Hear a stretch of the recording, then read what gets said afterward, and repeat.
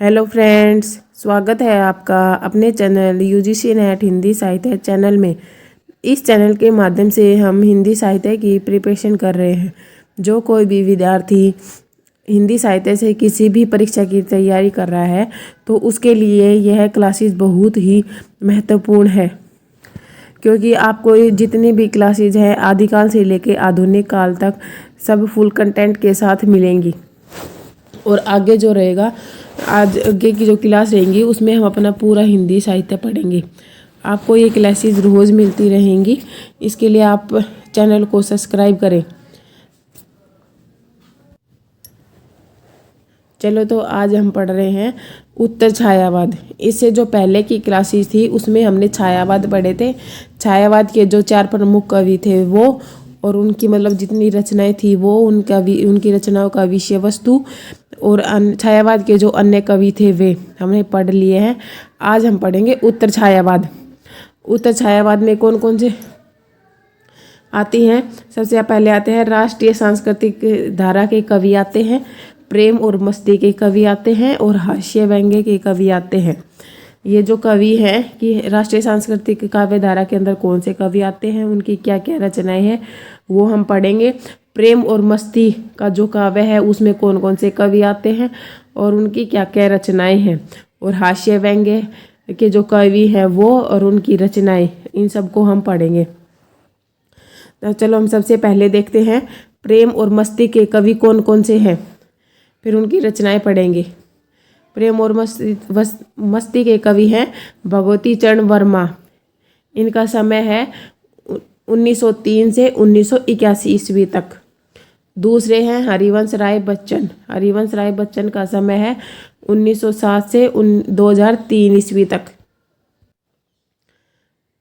उसके बाद है नरेंद्र शर्मा। नरेंद्र शर्मा का समय है 1913 से लेके 1989 ईस्वी तक। उसके बाद है हरिकृष्ण प्रेमी। इनका समय है 1908 से लेके 1974 ईस्वी तक।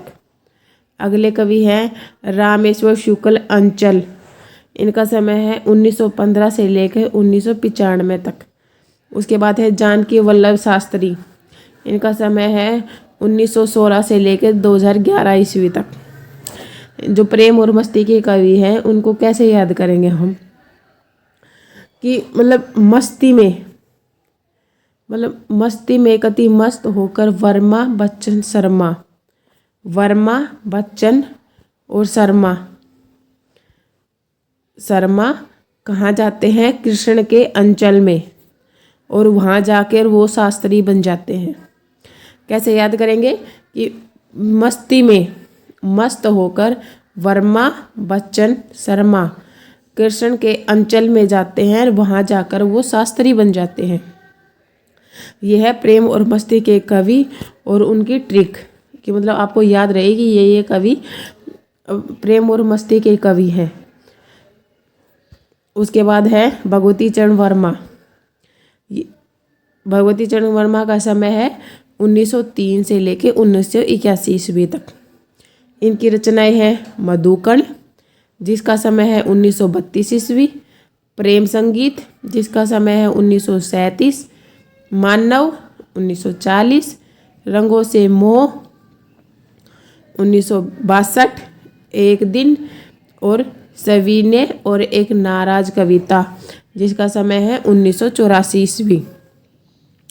तो हम इन सबको कैसे याद करेंगे कि भगवान के चरणों में जाते हैं, मधुगण चढ़ा देते हैं। मधुगण चढ़ा के वहाँ पे एक प्रेम संगीत गाते हैं, मतलब प्रेम से एक संगीत गाता है। तभी वहाँ एक मानव आता है और वो कहता है मुझे रंगों से मोह हो गया था एक दिन। सुनिए, मैं आपको एक नाराज कविता सुनाता हूँ। कैसे? कि भगवान के चरणों में, भगवती का मना लेंगे भगवान, कि भगवान के चरणों में मधुगण चढ़ाते हैं, प्रेम से संगीत गाते हैं।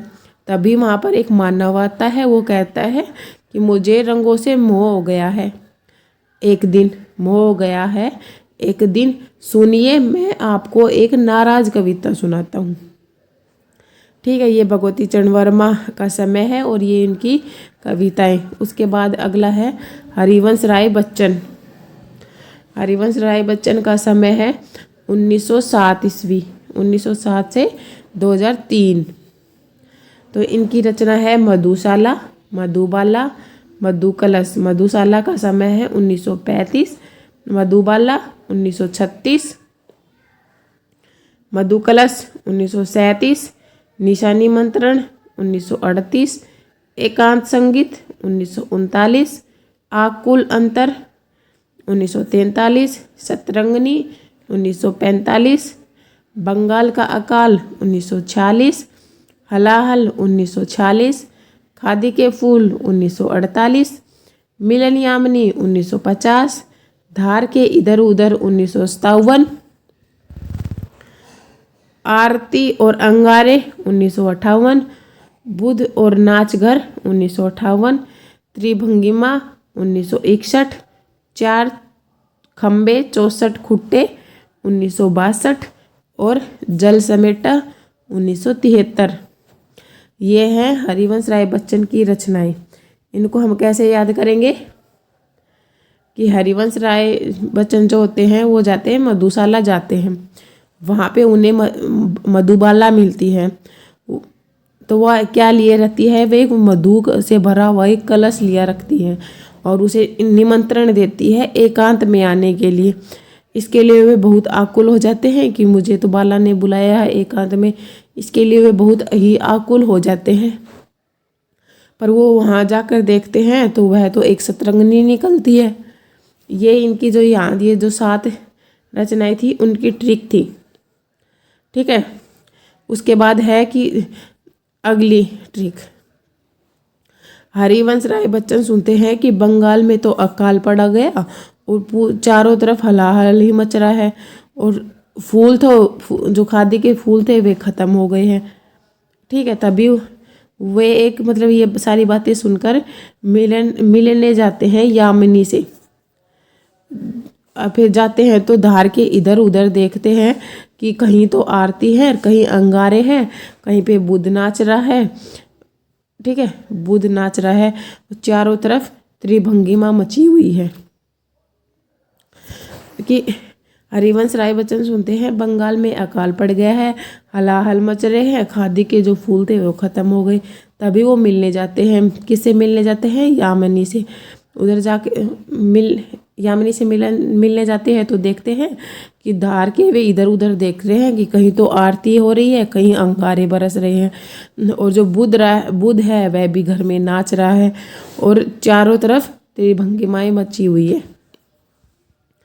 ठीक है, फिर वो 4 खंबे और 64 खुट्टे भी देखते हैं और सारे जल को समेट लेते हैं। ये हरिवंश राय बच्चन की जो रचनाएं थी उनकी ट्रिक। अगर आप इस ट्रिक को 1 बार या 2 बार रिपीट करोगे तो ये आपको बहुत अच्छे से याद हो जाएगी। उसके बाद अगला है, अगले जो कवि हैं हरिवंश राय बच्चन के बारे में जो कुछ महत्वपूर्ण बातें हैं वो है कि हरिवंश राय बच्चन ने हालावाद नाम से एक नवीन वाद चलाया था, का परिवर्तन किया था। ठीक है, हरिवंश राय जो बच्चन है उनको हिंदी का बायरन भी कहा जाता है। और हरिवंश राय बच्चन की जो खादी के फूल जो रचना है वो उन्होंने सुमित्रा नंदन पंत और हरिवंश राय बच्चन दोनों ने मिलकर लिखी थी। ठीक है, उसके बाद अगले कवि आते हैं नरेंद्र शर्मा। नरेंद्र शर्मा का समय है 1913 से लेके 1989 ईस्वी। नरेंद्र शर्मा का समय है 1913 से 1989 ईस्वी। इनकी पहली रचना है प्रभात फेरी, जिसका समय है 1938, प्रवासी के गीत 1939, पलाश वन 1940, मिट्टी और फूल 1942, कामिनी 1942, हंसमाला 1947, रक्तचंदन 1948, अग्निशेष्य 1950, द्रौपदी 1960, कदलीवन 1953, उत्तरजय 1965, बहुत रात गए 1967, सुवर्णा 1973। ये है नरेंद्र शर्मा की रचनाएं। उसके बाद अगले जो कवि हैं वो है हरिकृष्ण प्रेमी, जिनका समय है 1908 से 1974 ईस्वी तक। इनकी पहली रचना है आँखों में 1928, अनंत के पथ पर 1932, जादूगरनी 1932, अग्निगान 1940, वंदना के बोल इसका समय नहीं है। ठीक है, तो हम हरिकृष्ण प्रेमी की जो रचनाएं हैं उनको कैसे याद करेंगे कि कृष्ण की आँखों में हम जब देखते हैं तो अनंत के पथ पर चले जाते हैं। अनंत के पथ पर जाते हैं तो हमें वहाँ पे एक जादूगरनी मिलती है जो हमें अग्निगान सुनाती है और हमें वंदना के बोल बोलती है। ठीक है, कि कृष्ण की आँखों में जब हम देखते हैं तो अनंत के पथ पर चले जाते हैं, वहाँ पे हमें एक जादूगरनी मिलती है जो अग्निगान सुनाती है हमें और वंदना के बोल बोलती है। उसके बाद अगला है रामेश्वर शुक्ल अंचल। रामेश्वर शुक्ल अंचल का समय है 1915 से 1995 ईस्वी तक। इनकी रचना है मधुलिका 1938, अपराजिता 1939। इनकी जो ये दो रचनाएं हैं ये बहुत ही इम्पोर्टेंट है, मधुलिका और अपराजित, ये बहुत बार आती है। उसके बाद है अगली है किरण बेला 1941, करील 1942, लाल चूनर 1944, वर्षा के बादल 1954, विराम चिन्ह 1957। जो रामेश्वर शुक्ल अंचल है को हिंदी में मार्शलवाद का प्रवर्तक माना जाता है। ठीक है, कि हिंदी में जो मार्शलवाद की जो स्थापना की थी वो रामेश्वर शुक्ल अंचल ने की थी। अब हम इनकी रचनाओं को कैसे याद करेंगे कि अपने अंचल में, अपने अंचल का मतलब होता है अपने परिवेश में, जिस परिवेश में हम रहते हैं या जैसे हमारे गांव में, कि अपने अंचल में मधुलिका जो है वो कभी भी अपराजित नहीं होती। ठीक है, वो किरण बेला और करील के साथ, ये तो एक हो गई कि अपने अंचल में मधुलिका कभी भी अपराजित नहीं होती और वह किरण और करील के साथ मिलकर लाल चूनर में वर्षा के जो बादल होते हैं उनके विराम चिन्ह बनाती है।